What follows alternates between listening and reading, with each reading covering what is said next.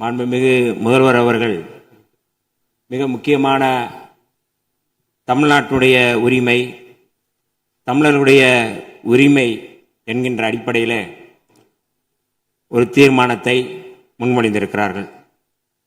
இது வரலாற்று சிறப்புமிக்க முன்மொழிவு. நாம் அத்தனை பேரும் சட்டமன்ற உறுப்பினர்கள், தமிழ்நாட்டு மக்கள், தமிழர்களுடைய உரிமைகளை பாதுகாக்கக்கூடிய அத்தனை கட்சிகளும் மாண்புமிகு முதல்வர் அவர்கள் முன்மொழிந்த இந்த முன்மொழிவை எந்த பாகுபாடும் இல்லாமல் ஏற்றுக்கொள்வார்கள், ஏற்றுக்கொள்ள வேண்டும் என்கின்ற கோரிக்கையை முன்வைத்து விடுதலை சிறுத்தைகளின் சார்பில் முழுமையாக இந்த தீர்மானத்தை வரவேற்கிறோம், பாராட்டுகிறோம். இதற்கு அடுத்த முன்னெடுப்பு என்ன என்பதையும் நாம் தெளிவுபடுத்த வேண்டிய தேவை இருக்கின்றது. இயல்பாகவே இந்தியாவினுடைய கடைமடை பகுதியான தமிழ்நாடு இயற்கையான வற்றாத ஜீவநதிகளை கொண்டிருக்கவில்லை. பாலாறாகட்டும், முல்லை பெரியாறாகட்டும், காவிரியாகட்டும், பிற மாநிலங்களோடு இயல்பாகவே நாம் நீரியல் தேவைகளுக்காக போராட வேண்டியிருக்கிறது. இந்த சூழலில் புரட்சியாளர் அம்பேத்கர் அவர்கள் இந்த நீரியல் தொடர்பாக நீர் பிரச்சனை குறித்து என்ன மாதிரியான தீர்வை முன்மொழிந்தார் என்பதை நான் இந்த அவையிலே சொல்ல விரும்புகின்றேன். 1942 முதல் 1946 வரை ஆங்கிலேய ஆட்சியின் கீழ் அமைந்திருந்த இந்திய அரசில் தொழிலாளர் நலன், பாசனம் மற்றும் மின்சாரம் ஆகிய துறைகளுக்கு அமைச்சராக இருந்த புரட்சியாளர் அம்பேத்கர் அவர்கள் மிக முக்கியமான இந்த மத்திய நீர் ஆணையம் தொடர்பாக அன்றைக்கு முன்னெடுத்தது தொடர்பாக இன்றைக்கு நமக்கும் பயன்படுகின்றது.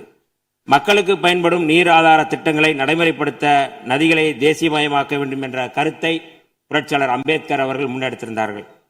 மாநிலங்களுக்கு இடையிலான நதிகளின் பயன்பாடு குறித்து புரட்சியாளர் அம்பேத்கர் சொல்லும்போது, ரயில்வேக்களுக்கு மாகாண எல்லைகள் ஏதும் இல்லை என்கிற போது, ஆறுகளுக்கும் அதேபோல் மாகாண எல்லைகள் எவையும் இருப்பதற்கில்லை. ஒரு மாகாணத்திலிருந்து இன்னொரு மாகாணத்திற்கு பாய்ந்து செல்லும் ஆறுகளுக்கு முக்கியமாக இது பொருந்தும் என்கிறார். காவிரி நடுவர் மன்ற தீர்ப்புக்கு எதிராகவும் கடந்த 16/2/2018 அன்று வெளியான உச்சநீதிமன்றத்தின் இறுதி தீர்ப்புக்கு எதிராகவும் ஒன்றிய அரசின் நீர்வள குழுமத்தின் திட்ட மதிப்பீட்டு இயக்குநரகம் மேகதாது அணை தொடர்பாக விரிவான திட்ட அறிக்கையை தயாரிப்பதற்கு கர்நாடக அரசின் காவிரி நீர்வாரி நிகம நிறுவனத்திற்கு அளித்த அனுமதி தொடங்கி தமிழ்நாடு இதனை உறுதியுடன் எதிர்த்து வருகிறது.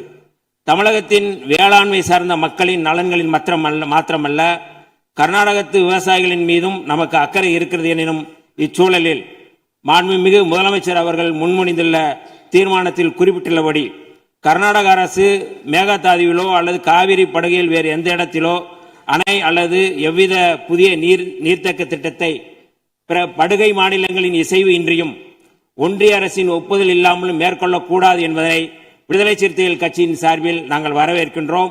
அனைத்து மாநிலங்களுக்கும் பொதுவாக செயல்பட வேண்டிய ஒன்றிய அரசு இவ்விவகாரத்தில் தமிழ்நாட்டின் நியாயத்தை உணர்ந்து செயல்பட வேண்டும். கடந்த 21/3/2022 அன்று இதே பேரவையில் இதே பொருள் குறித்து தீர்மானம் ஒன்றில் விடுதலை சிறுத்தைகள் கட்சி தங்களது ஆதரவை பதிவு செய்துள்ளது என்பதை இப்பேரவைக்கு தெரிவித்துக் கொள்கின்றேன். தமிழர் உரிமை காக்கும் தமிழ்நாடு அரசின் அனைத்து நடவடிக்கைகளுக்கும் விடுதலை சிறுத்தைகள் கட்சி என்றும் உறுதியாக இருப்போம் என்று சொல்லி வாய்ப்புக்கு நன்றி கூறி விடைபெறுகிறேன். நன்றி, வணக்கம்.